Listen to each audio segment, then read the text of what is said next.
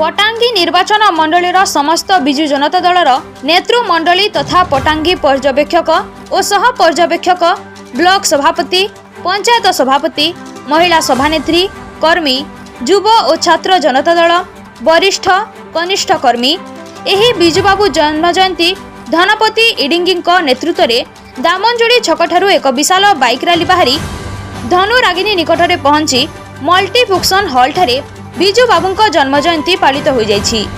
एही अवसर में मुख्य अतिथि भावे पटांगी विधायक प्रीतम पाढ़ी, सांसद प्रतिनिधि कौशल्या हिकका, पर्यवेक्षक बाला राय, ब्लॉक सभापति राम अंटाबिरिया, बीजेडी कर्मी धनपति इडिंग, पूर्वतन विधायक प्रफुल्ल कुमार पांगी, वरिष्ठ बीजेडी कर्मी गोपाल बेवर्ता, जगन्नाथ पांगी, समाजसेवी बीजेडी युवनेता सुनाम हंताल, पटांगी निर्वाचन मंडलीर 3 गोटी ब्लॉगर ब्लॉक अध्यक्ष माने उपस्थित थिबा बेले हजार हजार अधिक बीजेडी कर्मी कार्यक्रम रे जोग देथिले।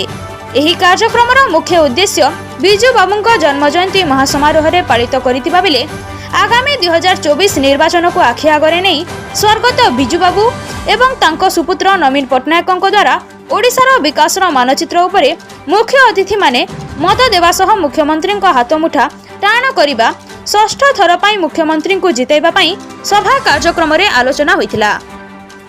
एही अवसर रे 1000 रु ऊर्ध्व बीजेडी कर्मी उपस्थित थिले। मंच परिचालना अनंतराम माटाम करिथिबा बेले लक्ष्मण पाढ़ी धन्यवाद अर्पण करिथिले। आज सारा ओडिशा रे प्रबाद पुरुष ओडिशार महान जननायक बिजु पट्टनायक 108तम जन्मतिथि आमे पालन करूछु।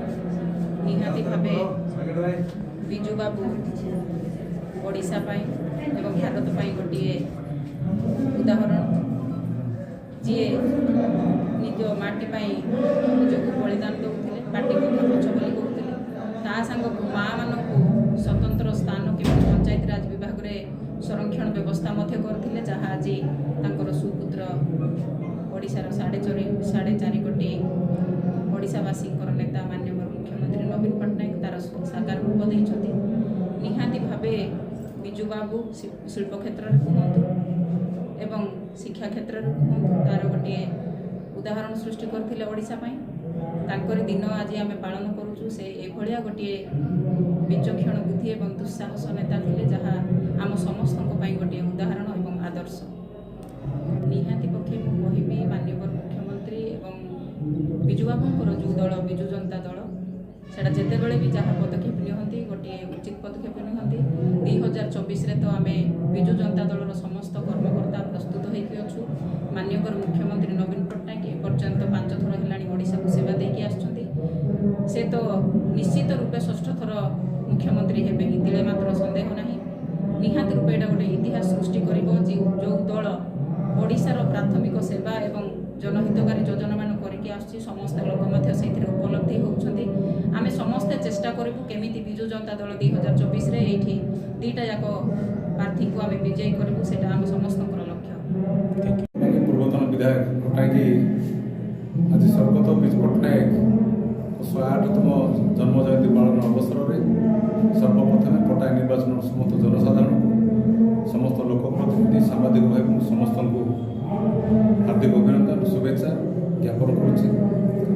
आज महान जन नायक श्रीजुक्त वीर पट्टनायक अगणात्मा सत्कामना कामना करुच्चे श्रद्धांजलि ज्ञापन करुच्ची। आज 108तम जन्म जयंती पालन अवसर में निश्चित भाव में मुझे धन्य मन करी 1992 मसीह जो समय स्वर्गत बिजु पट्टनायक मुख्यमंत्री थे से समय मुझे काम कर सुजोग पाई से समय प्रथम राजनीतिक जीवन आरंभ कर 1992 मसीह से समय मु ब्लॉक अध्यक्ष होती से समय आम शिखीचु काम करने लोक को भल पाइबा काम करवा ढांचा साहस तांकोटा आम प्रेरणा पाइछु। आज पर्यंत संग रही आसुँ से समय ठारू आज 1997 मसीह जेबे ठार बिजु जनता दल तैयारी होती से सब ठार सुपुत्र आज 5 थर मुख्यमंत्री कि ओडिशावासी सेवा कर चलुँ।